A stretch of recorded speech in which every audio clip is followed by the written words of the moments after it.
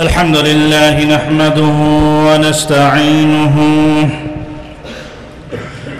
ونستغفره ونعوذ بالله من شرور أنفسنا ومن سيئات أعمالنا من يهد الله فلا مضل له ومن يضلل فلا هادي له وأشهد أن لا إله إلا الله وحده لا شريك له وأشهد أن محمدًا عبده ورسوله أعوذ بالله من الشيطان الرجيم بسم الله الرحمن الرحيم إن الله وملائكته يصلون على النبي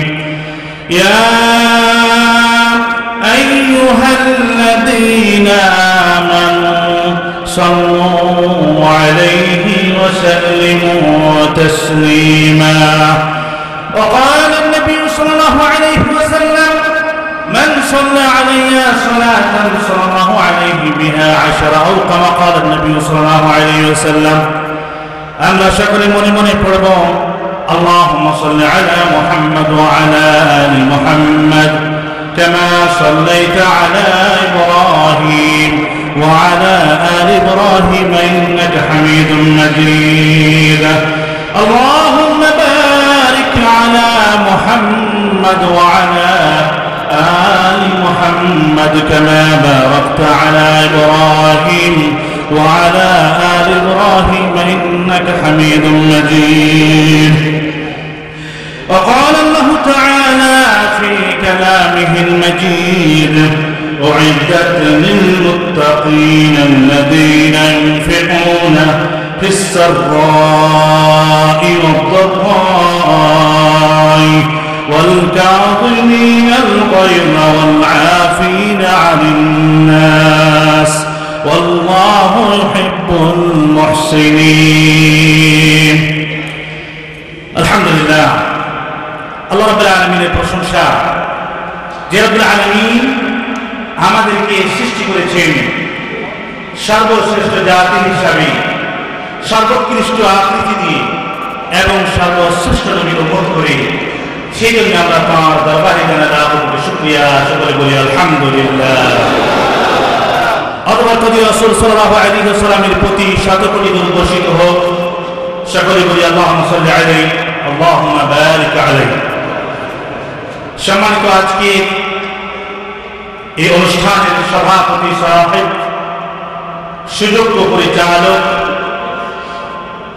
এবং পাশে উপবিষ্ট বিভিন্ন ডিস্ট্রিক্ট থেকে আগত উলামায়ে কেরাম এবং সামনে উপবিষ্ট ছোট বড় দ্বীনি ভাইরা আমরা প্রথমে রব্বুল আলামিনের প্রশংসা জ্ঞাপন করব যে রব্বুল আলামিন আমাদেরকে এই বাৎসরিক মাহফিলের লক্ষ্য করে বিভিন্ন এলাকা থেকে এলাকায় যে সমস্ত আলেমরা কাজ করছেন এই দিনের কাজ তাদের আমরা কিছু কিছু করে হলেও আলোচনা শোনার সুযোগ পেয়েছি কিনা ভাই এই জন্য আমরা আবারও বলি আলহামদুলিল্লাহ অবশ্যই আপনারা খেয়াল করেছেন যে আজকে দাম্মাম থেকে হাফুল বাতিন থেকে মদিনা থেকে বড় বড় উলামায়ে কেরাম আপনাদের এখানে এসে উপস্থিত হয়েছেন এবং অনেকেই আলোচনা করেছেন এবং অনেকের জন্য আপনারা অপেক্ষা করতেছেন আল্লাহর কাছে দোয়া করি আল্লাহ আমাদের সকল আমলগুলোকে কবুল করে নাও যারা দূর প্রান্ত থেকে এসেছেন আল্লাহ তাদেরকে তুমি কবুল করে নাও সকল বলে আমিন সম্মানিত ভাইরা আসলে বর্তমানে যে আলোচনা হওয়া দরকার ছিল শেখ আমার পূর্বে শেখ পরিচালক সুযোগ্য পরিচালক তিনি বলে গিয়েছেন দেশের পরিস্থিতির আলোকে শুধু দেশ নয় পৃথিবীর পরিস্থিতির আলোকে আপনারা দেখতে পাচ্ছেন যে কি পরিস্থিতি মুসলমানদের উপরে চেপে বসেছে এই জন্য এই মুহূর্তে আমাদেরকে বেশি বেশি করে আল্লাহর কিতাব অধ্যয়ন করতে হবে এবং রাসূলুল্লাহ সাল্লাল্লাহু আলাইহি ওয়াসাল্লামের হাদিস অধ্যয়ন করতে হবে। তারা এই মুসিবতের সময় অর্থাৎ সাহাবায়ে কেরামগণ রাসূলুল্লাহ সাল্লাল্লাহু আলাইহি ওয়াসাল্লাম এবং তার সাহাবায়ে কেরামগণ কিভাবে এই বিপদের মুহূর্তে ধৈর্য ধারণ করেছেন, কিভাবে তারা ব্যবস্থা নিয়েছেন, কিভাবে তারা চিন্তা করেছেন, সেগুলো পড়ে আমাদেরকে আরো শক্তিশালী ঈমান বা ঈমানকে আরো শক্তিশালী করতে হবে, মজবুত ঈমানের অধিকারী হতে হবে। প্রিয় বন্ধুগণ, যে কোন মুহূর্তে কঠিন মুহূর্তটাকে আসলে সেই মুহূর্ত আপনাকে ইসলামের উপরে মরতে হবে। এই জন্য আল্লাহর কাছে দোয়া করতে হবে, ঠিক কিনা? দোয়া করতে হবে, আল্লাহুম্মা সাব্বিত কলবি আলা দীনিক, এভাবে দোয়া করতে হবে। ইয়া মুসাররিফাল কুলুব ইয়া মুকাল্লিবাল কুলুব সাব্বিত কুলুবানা আলা দীনিক, ইয়া মুসাররিফাল কুলুব সাররিফ কুলুবানা আলা তাআতিক। এভাবে হে হৃদয় পরিবর্তনকারী, তুমি আমাদেরকে দ্বিরের উপরে অটল রাখো, তোমার অনুভূতির দিকে আমাদের হৃদয়কে ফিরিয়ে দাও। এভাবে দোয়া করতে হবে। আর আরেকটি আফসোসের বিষয় হচ্ছে এই যে আমি মনে করি এই সনায়ার ময়দানে বিনা ঘোষণাতে এই মসজিদ ভরে দেওয়ার কথা যখন মাইকের আওয়াজ আপনারা শুনবেন, কিন্তু মাগরিবের পরে যখন আসলাম দেখলাম পিছনের কাতার অনেকগুলো খালি, এখনো খালি। এটা আমাদের জন্য দুর্ভাগ্য বলবো আমি। আমাদের বা আপনারা জানেন মিডিয়া যত বের হয়েছে, বিভিন্ন মিডিয়া যেগুলো আমাদের নিকটে ইসলামকে পৌঁছতে সহজ করে দিয়েছে কিনা, তাহলে আমাদেরকে আরো বেশি অগ্রসর হওয়ার দরকার ছিল কিনা? কিন্তু আরো মনে হচ্ছে আমরা পিছিয়ে যাচ্ছি। দুঃখজনক ঘটনা নয়? ইন্না লিল্লাহি ওয়া ইন্না ইলাইহি রাজিউন। আল্লাহ আমাদেরকে ঈমান বৃদ্ধি করে দিক এবং কোরআন এবং হাদিসের আলোকে জীবন গড়া তৌফিক দান করুন, আমিন। প্রিয় বন্ধুগণ, সময় আপনারা শুনেছেন স্বল্প সময় এবং আজকে আলোচনার কথা আমার ছিল না, তারপর হয়তো এসেছি। উনি সম্মান করেছেন, আল্লাহ তাকেও সম্মানী করুন এবং আপনাদেরকে আল্লাহ সম্মানী করুন, এই দোয়া আল্লাহর কাছে করছি। আমি একটি আয়াত পাঠ করেছি, এই আয়াতের আলোকে আলোচনা করে শেষ করবো। মা তাওফীক ইল্লা বিল্লাহ। রব্বুল আলামিন এই আয়াতের মধ্যে বলেছেন, আয়াতটি আগে তেলাওয়াত করি। আল্লাহ পাক বলছেন, উইদ্দাত লিল মুত্তাকিনা আল্লাযীনা ইউনফিকুনা ফিস-সাররা'i ওয়াদ-দাররা'i ওয়াল-কাযিমিনাল গায়য ওয়াল-'আফিনা 'আনিন নাসি ওয়াল্লাহু ইউহিব্বুল মুহসিনিন। অর্থাৎ তৈরি করা হয়েছে জান্নাত পরেজগারদের জন্য, যারা সচ্ছলতা, অর্থাৎ যখন অর্থ থাকে কাছে এবং অভাবের সময় যখন অর্থ থাকে না, সকল অবস্থাতে আল্লাহর পথে খরচ করে, দান করে, যারা নিজেদের রাগকে সংবরণ করে আর মানুষের প্রতি ক্ষমা প্রদর্শন করে, মূলত সৎকর্মশীলদেরকে আল্লাহ অত্যন্ত ভালোবাসেন। এখানে তিনটি গুণের কথা বললেন রব্বুল আলামিন। এক নম্বর বললেন, যারা অভাবে হোক আর সচ্ছল অবস্থা হোক, উভয় অবস্থাতে আল্লাহর পথে কি করে? দান করে। তার দানের ওয়াজ শুনলে অনেকে বলে যে হুজুর মানে কিছু না কিছু চাইবে। প্রিয় বন্ধুগণ, এই আলেম ওলামাদের মাঝেই মসজিদ মাদ্রাসা তৈরি হয় কিনা, ঈমান টিকিয়ে রাখার জন্য ব্যবস্থা করে কিনা, নাকি ওই যারা সচিবালয় চাকরি করছে ওরা চিন্তা করে? দেখেছেন কোথাও? দেখেছেন কোথাও? কোথাও দেখতে পাবেন না। বরং দেখবেন এলাকার ছোট্ট মুরগি যেটা, ওটাই দোয়াচ্ছে একটা মসজিদ তৈরি করতে হবে, একটা টিউবওয়েল লাগবে, একটা বাথরুম লাগবে, মসজিদের একটা বিমান ব্যবস্থা লাগবে, ওই দোয়াদুরি করে। একটা বদমানায় সেটা দিয়ে আসো।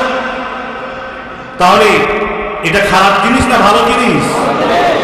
এই অর্থ বিনিময়ের কারণে বা অর্থ দান করার মাধ্যমে সাহাবীদের আমার ঘটনা আছে না, ওমর রাসূল বলেন নাই যে উসমান, আজ থেকে যদি তুমি কোনো কাজ না করো, কোনো আমল না করো, তুমি জান্নাতি, তবে তুমি জান্নাতি। আরে এই দানের বিনিময়ে বা অর্থের বিনিময়ে রব্বুল আলামিন মুমিনকে মানে মানে জান্নাতের জন্য ক্রয় করে নিয়েছেন, জান্নাতের জন্য ক্রয় করে নিয়েছেন। তাই রব্বুল আলামিন বলছেন যারা সচ্ছলতা এবং অসচ্ছলতা উভয় অবস্থাতে দান করে, এক নম্বর। দুই নম্বর, যারা রাগকে সংবরণ করে, রাগকে সংবরণ করে কঠিন মুহূর্তেও, অর্থাৎ আপনাকে কেউ আঘাত করেছে, উত্তম হচ্ছে আপনাকে কেউ আঘাত করেছে, সেই আপনার শক্তি আছে আঘাত করা, প্রতিহত করা, এরকম মুহূর্তে যদি আপনি ধৈর্য ধারণ করতে পারেন, অবশ্যই রব্বুল আলামিন আপনার জন্য জান্নাত তৈরি করে রেখেছেন। বলেন সুবহানাল্লাহ। তিন নম্বর হচ্ছে যারা মানুষকে মাফ করতে জানে, যারা মানুষকে মাফ করতে জানে, সর্বশ্রেষ্ঠ মাফ মানে দুনিয়া মানুষের মধ্য থেকে কে ছিলেন মাফকারী, সহজে মাফ করে দিতেন কে? আমাদের প্রিয় নবী মুহাম্মদ রাসূলুল্লাহ সাল্লাল্লাহু আলাইহি ওয়াসাল্লাম। তিনি দুনিয়ার বুকে দৃষ্টান্ত রেখে গিয়েছেন, তিনি দুনিয়ার বুকে দৃষ্টান্ত রেখে গিয়েছেন, অনেক অনেক দৃষ্টান্ত রেখে গিয়েছেন মানুষকে মাফ করা, ক্ষমা করা। তো প্রিয় বন্ধুগণ, এই আয়াতের মাধ্যমে আমরা এটাই জানবো যে আমাদেরকে অবশ্যই উভয় অবস্থাতে দান খয়রাত আল্লাহর রাস্তে করতে হবে। রব্বুল আলামিন বলেছেন সূরাতুস সাফের মধ্যে বলেছেন ইয়া আইয়ুহাল্লাযীনা আমানু হাল আদুল্লুকুম আলা তিজারাতিন তুনজিকুম মিন আযাবিন আলীম তু'মিনুনা বিল্লাহি ওয়া রাসূলিহি ওয়া তুজাহিদুনা ফি সাবিলিল্লাহি বিআমওয়ালিকুম ওয়া আনফুসিকুম যালিকুম খায়রুল লাকুম ইন কুনতুম তা'লামুন। হে মুমিনগণ, তোমাদেরকে কি আমি এমন একটি ব্যবসার কথা বলে দিব না, যে ব্যবসা যদি করো তোমরা অবশ্যই বেদনাদায়ক কষ্টদায়ক শাস্তি থেকে রক্ষা পাবে। ব্যবসাটি হচ্ছে যে তোমরা আল্লাহর প্রতি ঈমান আনবে, রাসূলের প্রতি ঈমান আনবে, আর তোমাদের জান এবং মাল এবং জান দ্বারা আল্লাহর পথে যুদ্ধ করবে। আর এই পথ হচ্ছে উত্তম পথ, যদি তোমরা জানো। উত্তম পথ কি? আল্লাহর প্রতি ঈমান, রাসূলের প্রতি ঈমান। অতঃপর কি বললেন? মাল এবং জান দ্বারা আল্লাহর পথে যুদ্ধ। মনে করিয়েন না জিহাদ ইসলাম থেকে রহিত হয়ে গেছে, এটা মনে করিয়েন না। আবার এখন তো চ্যানেল মিডিয়াতে আসতেছে যুদ্ধ বলতে কোনো কিছু নেই। তবে এটাও বুঝতে হবে যুদ্ধের ক্ষেত্র লাগবে, যে কোনো জায়গায় বোমাবাজি করলে চলবে না। আজকে আমাদের বাংলাদেশে কিছু ভাইরা অনর্থক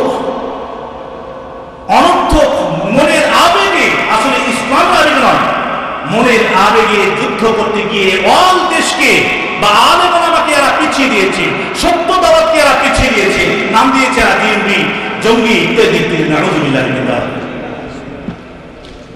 তাই বলে কখনোই কথা মনে করবেন না যে ইসলামে যুদ্ধ নাই। অবশ্যই যুদ্ধ আছে, অবশ্যই যুদ্ধ আছে। ইসলামের এখন কয়টি? পাঁচটির পরেই আসছে যে সৎ কাজের আদেশ, অসৎ কাজের নিষেধ। যখন এই কাজটি করতে যাবেন তখনই তো আসবে ফিতনা, আসবে কিনা? তারপরে প্রিয় বন্ধুগণ, সবসময় মনে রাখবেন যুদ্ধ কিভাবে করতে হবে সেটা রব্বুল আলামিন তার নবীর মাধ্যমে দুনিয়ার বুকে বাস্তবে দেখায় দিয়েছেন। আগে লড়াই করা নয়, আগে দাওয়াত দিন, আগে দাওয়াত দিন। যেমনটি বদরের যুদ্ধে রাসূলুল্লাহ সাল্লাল্লাহু আলাইহি ওয়াসাল্লাম বলছেন, আমরা তোমাদের সাথে যুদ্ধ করার জন্য আসি নাই, তোমরা হচ্ছে আমাদের আর আমরাও তোমাদের, তোমরা ফেরত চলে যাও। কিন্তু না, তারা ফেরত যায় নাই। তাদের মধ্যে যারা গণ্যমান্য ব্যক্তি ছিল, মুরব্বী ছিল, তারা আবু জাহালকে বলছে, আবু জাহাল, আমরা কিন্তু কেন যেন আমাদের পরাজয়ের গন্ধ পাচ্ছি, আমাদের রক্তের গন্ধ পাচ্ছি, চলো চলে যাই আমরা, কারণ তারা তো হচ্ছে আমাদেরই। কিন্তু আবু জাহাল বলছে, আমরা 1000 সেনাবাহিনী, তারপরে আমরা হৃষ্টপুষ্ট শক্তিশালী অস্ত্রের সাথে সজ্জিত, এত কিছু হওয়ার পর আমরা ফেরত যাব? সেই আবু জাহাল ঠিকই ছিল সেদিনকে, ছোট্ট 2টি বাচ্চার হাতে দুনিয়া থেকে বিদায় হয়েছিল। প্রিয় বন্ধুগণ, আমাদের সাথে একটু আগে আলোচনা করলেন, যারা এই দুনিয়ার বুকে ইসলামকে নিয়ে বাড়াবাড়ি করে এদের পরিণতি ভালো হয় নাই করবে, ঠিক কিনা? ফেরাউন বলেন, নমরুদ বলেন, যারা নিজেরা ইলাহ দাবি করেছিল তারাও দুনিয়াতে টিকে থাকতে পারে না। অতএব মরণের স্বাদ সকলকে গ্রহণ করতে হবে কিনা? হবে। প্রিয় বন্ধুগণ, আমরা এটাই সারসংক্ষেপ বলব। আমাদের অর্থ থেকে আল্লাহর পথে, আল্লাহর বাতিল কাজের জন্য প্রচেষ্টা চালাবো। আর এর থেকে এটাও আমরা বুঝলাম, উত্তম চরিত্রের অধিকারী হতে হলে অবশ্যই নিজের মাঝে রাগ রাখা যাবে না, ক্ষমা প্রদর্শন সবসময় করতে হবে। আল্লাহ তাআলা মানুষের সাথে উত্তম ব্যবহার ও ক্ষমাসুলভ আচরণকে তাকওয়ার মূল্যায়নের অন্য কোনো কারণ হিসাবে উল্লেখ করেছেন। রাসূলুল্লাহ সাল্লাল্লাহু আলাইহি ওয়াসাল্লাম তার উম্মতকে ইসলামের উন্নত চরিত্রবান হওয়ার জন্য উদ্বুদ্ধ করেছেন। নিম্নে কয়েক চারটি শুধু গুণ আমি বলে শেষ করছি। 1 নম্বর, ঈমানের পূর্ণতা উত্তম চরিত্রের মাধ্যমে। ঈমানের পূর্ণতা উত্তম চরিত্রের মাধ্যমে। শুধু মারামারি, গুলি মারলেই উত্তম চরিত্র বেড়ে হওয়া যায় না। গুলি মারে আপনি রাষ্ট্রের প্রধান থাকতে পারবেন না।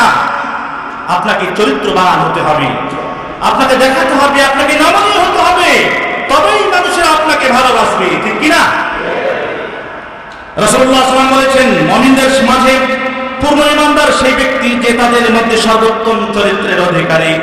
2 নম্বর হচ্ছে, উত্তম চরিত্রের কারণে বান্দা প্রভুর জন্য বিনয় এবং অতিবরোধকারীদের মর্যাদা লাভ করে থাকে। উত্তম চরিত্রের কারণে যারা রোজা রাখে, নামাজ পড়ে, এদের সমান সওয়াব লাভ করে থাকে উত্তম চরিত্রের কারণে। সুবহানাল্লাহি ওয়া বিহামদিহি সুবহানাল্লাহিল আযীম। 3 নম্বর, উত্তম চরিত্র কিয়ামত দিবসে বান্দার আমলের পাল্লাকে ভারী করে দিবে। রাসূলুল্লাহ সাল্লাল্লাহু আলাইহি ওয়াসাল্লাম বলেন, কিয়ামত দিবসে উত্তম চরিত্রের চাইতে ভারী কোনো কিছু পাল্লা আর রাখা হবে না। তারপরে 4 নম্বর হচ্ছে, যে বিষয়টি অধিক হারে মানুষকে জান্নাতে নিয়ে যাবে সেটি হচ্ছে আল্লাহ ভীতি এবং উত্তম চরিত্রের অধিকারী। তাই আসুন আমরা এই সংক্ষিপ্ত আকারে আয়াত থেকে আমরা যা বুঝলাম, যা শুনলাম, এটি আমার জীবন সহ আপনাদের সকলকে আল্লাহ পাক তৌফিক দান করেন, আমল করে দুনিয়া থেকে বিদায় হতে পারে ঈমানের সহিত। সেই তৌফিক আল্লাহর কাছে আমরা শেষ করছি। ওয়া আকুলু কাওলি হাযা আস্তাগফিরু লি ওয়া লাকুম ওয়া লিসাইরিল মুসলিমিনা মিন কুল্লি যামব। ওয়া সাল্লাল্লাহু আলা নাবিয়িনা মুহাম্মদ ওয়া আলা আলিহি ওয়া সাহবিহি আজমাইন। ওয়াসসালামু আলাইকুম ওয়া রাহমাতুল্লাহি ওয়া বারাকাতুহু।